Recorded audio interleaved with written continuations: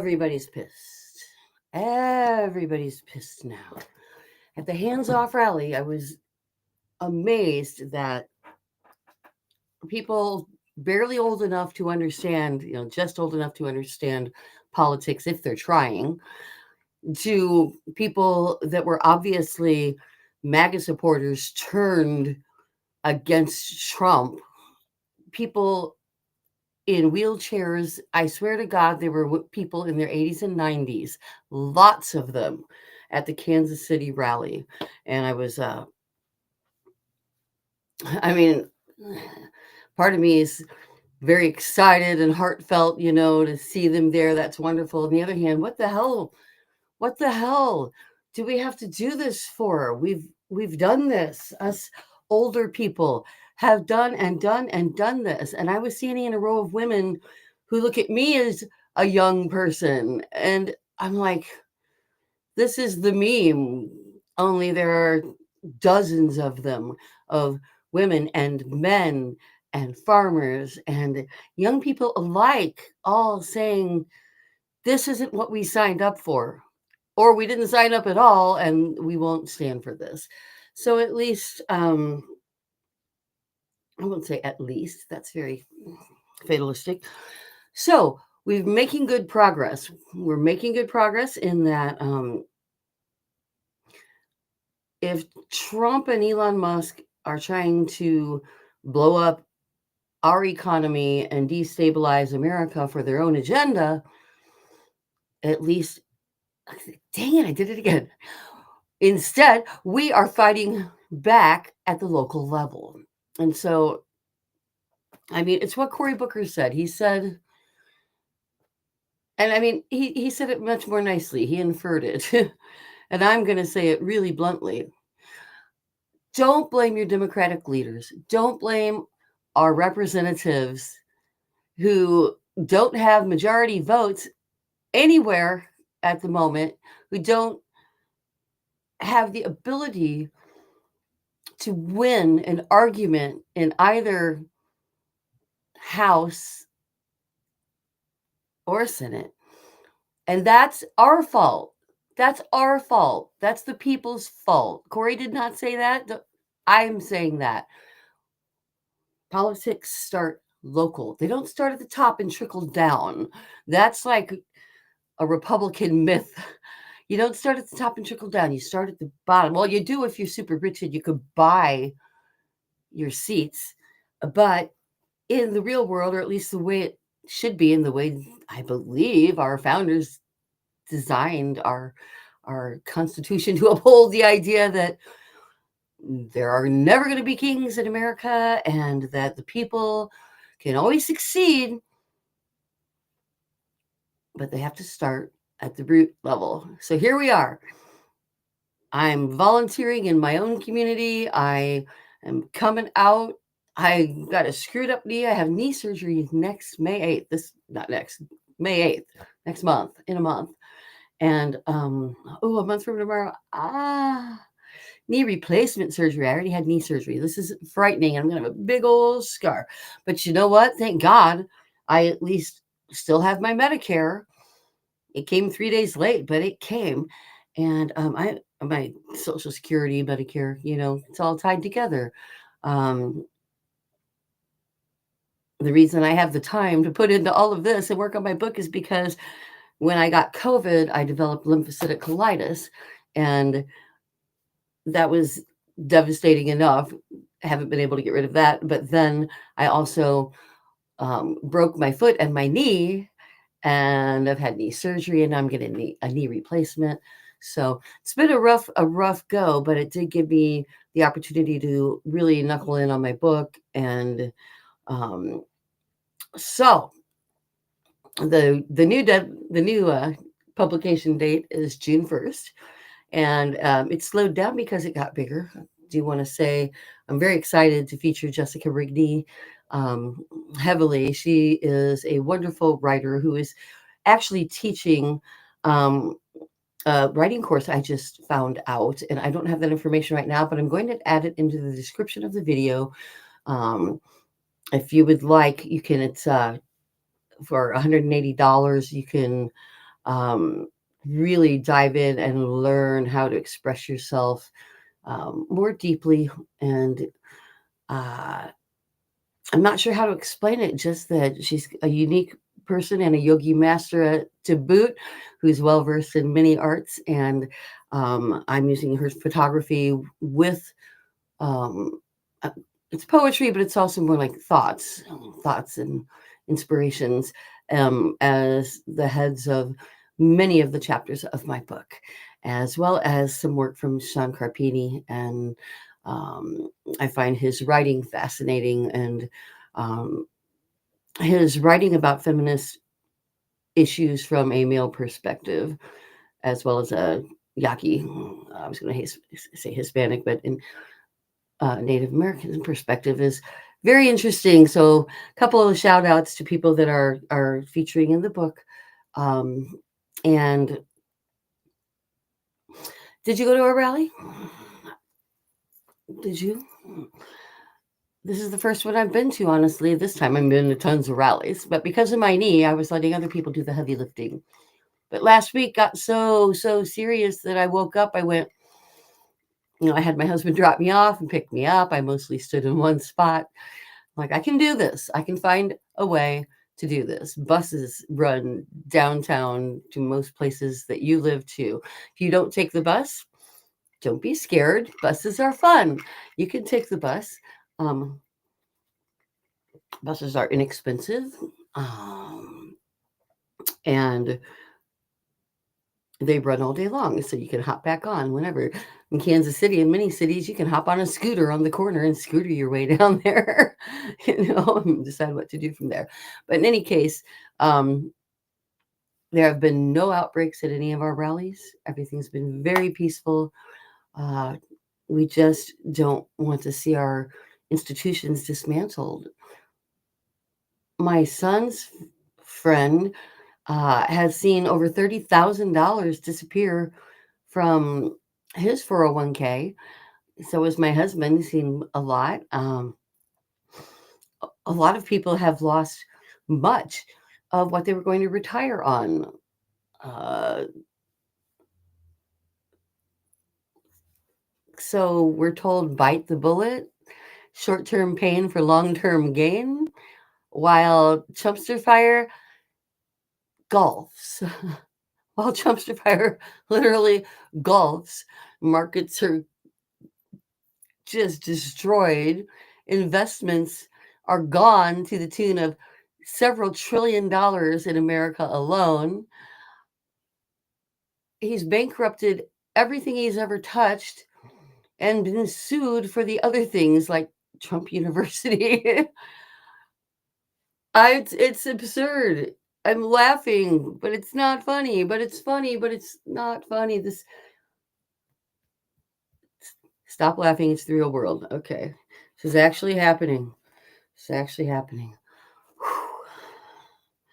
So I haven't even looked at the news today, hardly. I have been working on my own stuff because I'm about to go do all this speaking stuff and podcasting stuff and also surgery stuff. And I'm like, I don't know how I'm going to do any of it.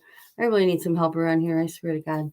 Kind of looking to hire an assistant if there's anybody willing to work cheap. People get paid and get you a couple hundred a month. It would be very, very helpful to have someone who could help just process all the social stuff, because I need to be working on the books and the answering email stuff now. So, what else do I want to say? I don't think I need to tell you about the news because we all watch the news. So, suffice it to say, I'm continuing, and you should continue to really dig in at the grassroots level, at the local level, and get people elected. Getting mad at your local Tesla owner isn't helpful. People who own Teslas largely are progressive Democrats anyway, who are now going, hey, give them a minute to figure out what to do, okay? Staring them down and yelling obscenities at them with their children in the car, whatever. if I had had the money, I would have owned a Tesla before any of this stuff happened, and you'd be staring me down and yelling at me, and I'd be trying to unload my Tesla. But at least, as I said before, we can at least maybe some Republicans will be interested in driving electric cars now. Sell it to a Republican. But I really want to end on, I really think that we're done with left and right, with conservative progressive, with who hates who and whose religion is right and wrong. I think we've seen where that got us. There's a reason that we designed this country, or it was designed to embrace everybody, to have checks and balances against prejudices, unless you were Black, and then we had lots of, yeah, but we've come a long way, and we've amended lots of bad things. There are more things that we need to amend in the Constitution, that's for sure. But the goal was to make sure this did not happen.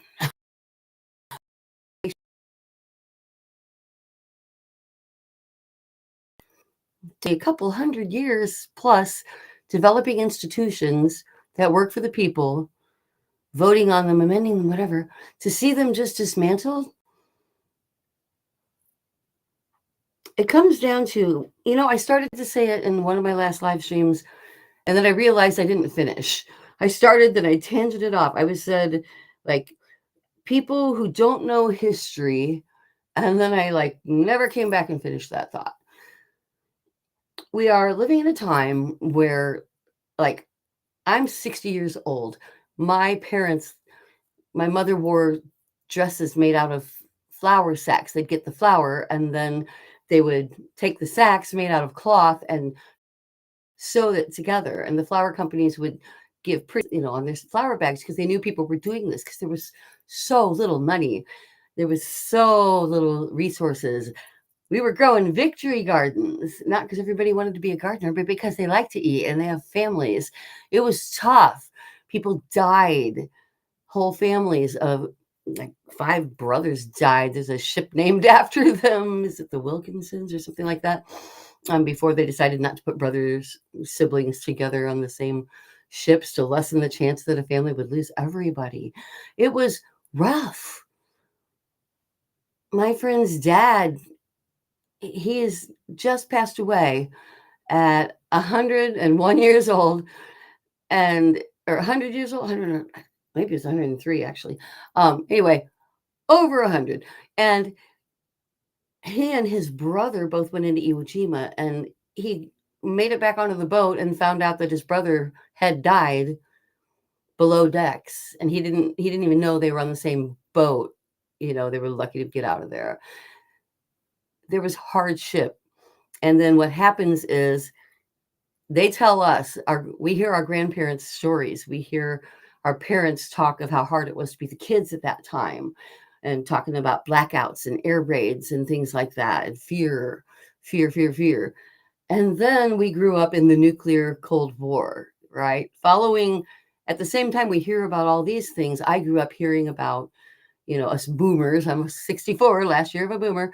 We grew up hearing and knowing through their experience that hate is ugly, and that nationalism becomes ugly when it's pride, and the kind of pride that is, we will be nice to the world because we're good people. I'm proud of being American because we help everybody. We do the right thing. We only carry a big 6 so that we don't have nuclear war. That America, that's the America that I was raised to believe in and respect. And lately, I've been bitching like I don't believe in it anymore. You know what? I'm over it. I believe in America. I pledge allegiance to the flag. Still, not to the president. But I don't have to pledge allegiance to the president to pledge allegiance to the flag. And neither do you. What you need to do is pledge allegiance to some common sense and teach history. Teach history, real history, all the prejudices, all the hate, all the bad stuff too. because that's how we learn. That's how we go forward. That's how we don't repeat the same mistakes. This generation doesn't understand. Like they say, you don't understand how good you've got it. And then there's a war. And then people suffer. Well, the war started as a trade war, at least on this side of the ocean. It's already plenty of firepower going down in the wrong ways, in the wrong places in this world, starving people, killing people, committing genocide. You know, I'm told they can come take you away. And you know what? That used to be like hilarious, but they can. Because I support Palestine and its right to exist. I don't want Hamas doing their thing either, but genocide seems like a really horrifying, bad thing to do that makes my conscience feel terrible. Raised by a minister turned counselor, turned my high school counselor and principal in a small town. I'm saying I have a conscience, and it dismays me how many people seem to not. And I just don't want to believe that's true. I want to believe that it's an onion that we can peel the layers back. And I know back to the top, I'm going to try to wrap up there, that hating on everybody like I was for a while, it was hard not to. It's like, why are you doing this? And then after he won and things have gotten just so much worse, it's like, how can you still support him? Well, they're coming around. They're coming around. Even the MAGA people, who I used to call maggots, but I'm not anymore. The MAGA people who have realized that they were boonswaggled. I'm not going to hate on them. I'm going to say thank you. Thank you. Because it's a democracy and we need the votes of everyone. And we're not going to get them if we don't extend ourselves. You don't get the people on the other side of the river to listen to you by throwing rocks at them across the river. Maybe you take a boat out in the middle and say, hey, can we talk? Get in the middle. Then we tug of war our way back and forth to the sides. That's like politics as it has been. And I'm sick of political parties. Let's just drop them. I made a Facebook page, and it was kind of it was funny when I did it a couple years ago. Kind of, I was serious, but like, oh, no one's gonna care, nobody's gonna whatever. But I went from 17 followers that I had for like 2 years straight to all of a sudden, like 29 people jumped on it the other day, or 21. Got up to 39 in a day, and it's the whole party: forward, united, and light and love. You can be religious or non-religious. You can be straight or gay. You can be from either side of the aisle. You can be the person who thinks very strongly about something, but thinks other people should be allowed to live their lives as long as they're not hurting anybody. You can be a believer of anything as long as you also believe in science and rational application of it to our legal policies and environmental protections. There's lots of room, I think, for the full non-party party, I'm going to call it. So let's just all vote full, forward, united, and light and love. And let's forget about any affiliations and stop calling ourselves conservatives or liberals. It's like we're turning each other off immediately. It's like it's become so distasteful to be not what the other one is. Instead of like, oh, you are? Huh? What's your opinion? It's like, oh, I hate you. Oh, we're so polarized. It's like, it's going to be the end of America if we allow the polarization to continue. So we have to just plain stop it. Okay, it's like mom coming in the room and saying, kids, stop it.